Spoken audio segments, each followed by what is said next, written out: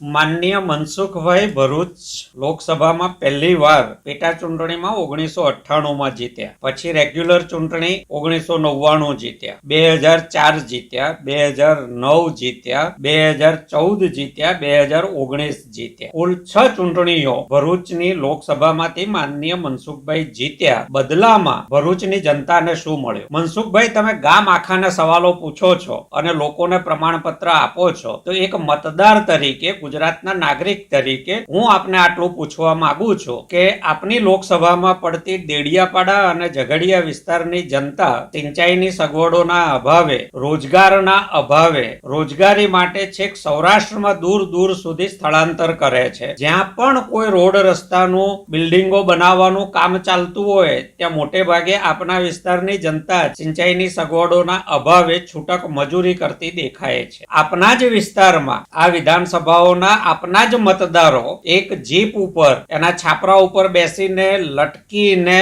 30-35 લોકો મુસાફરી કરે છે. એમને માટે આટલી સળંગ 6 ચૂંટણીઓ જીત્યા પછી તમે કોઈ એસટી બસોની સગવડો ઊભી કરાવી શક્યા સરકાર પાસે? તમારા વિસ્તારમાં તમે સિંચાઈની સગવડ ઊભી કરાવી શક્યા છો? મનસુખભાઈ, તમારા જ વિસ્તારમાં 6 ચૂંટણી તમે જ્યાંથી જીત્યા છો એ વિસ્તારમાં કોઈ નવી સિવિલ હોસ્પિટલ, કોઈ મેડિકલ કોલેજ, કોઈ એન્જિનિયરિંગ કોલેજ, અરે એ તો છોડો, કેટલા નવા પ્રાથમિક આરોગ્ય કેન્દ્રો અને નવી પ્રાથમિક શાળાઓ તમે શરૂ કરાવી શક્યા. આ જ વિસ્તારના આદિજાતિ સમુદાયના લોકોને જંગલ જમીન અધિકાર કાયદા અંતર્ગત મળતી હકની જમીનો તમે કેટલા લોકોને અપાવી શક્યા? અને એમને મળવાપાત્ર જમીન મળી છે એવું તમે પોતાના હૃદય પર હાથ રાખીને કહી શકો એમ છો? નીચેવાસની વિધાનસભાઓ અંકલેશ્વર, ભરૂચ હવા અને પાણીના પ્રદૂષણથી ઝેરી બની એ લોકો ઝેરી શ્વાસ લે છે, ઝેરી કેમિકલ યુક્ત પાણી પીવે છે. એમના માટે તમે આટલા વર્ષોમાં શું કરી શક્યા? વાગરા વિધાનસભા, જ્યાં નર્મદાનું પાણી પહોંચવાનું હતું, કમાન્ડ વિસ્તાર હતો, એ કમાન્ડ વિસ્તારના ખેડૂતોના ખેતરો સુધી આટલા વર્ષોમાં તમે પાણી પહોંચાડી શક્યા ખરા? મનસુખભાઈ, સભાઓ અને મીડિયા સામે વાણી વિલાસ કરવા સિવાય ભરૂચ લોકસભાની જનતાના હાથમાં નક્કર તમે શું આપી શક્યા કે અપાવી શક્યા ગુજરાત સરકાર પાસે કે કેન્દ્ર સરકાર પાસે? આપ કેન્દ્રમાં પાર્લામેન્ટરી સ્ટેન્ડિંગ કમિટીના ચેરમેન જેવા પદ ઉપર રહ્યા, આપ ટ્રાઇબલ અફેર્સ મિનિસ્ટર જેવા પદ ઉપર રહ્યા. 6 વાર લોકોએ ખોબલે મત આપ્યા. બદલામાં એ મતદારોને આપે શું આપ્યું? આ મતદારો ક્યાં સુધી આંખ બંધ કરીને તમને મત આપ્યા કરશે? આ ડર તમને સતાવે છે કે હવે મતદારો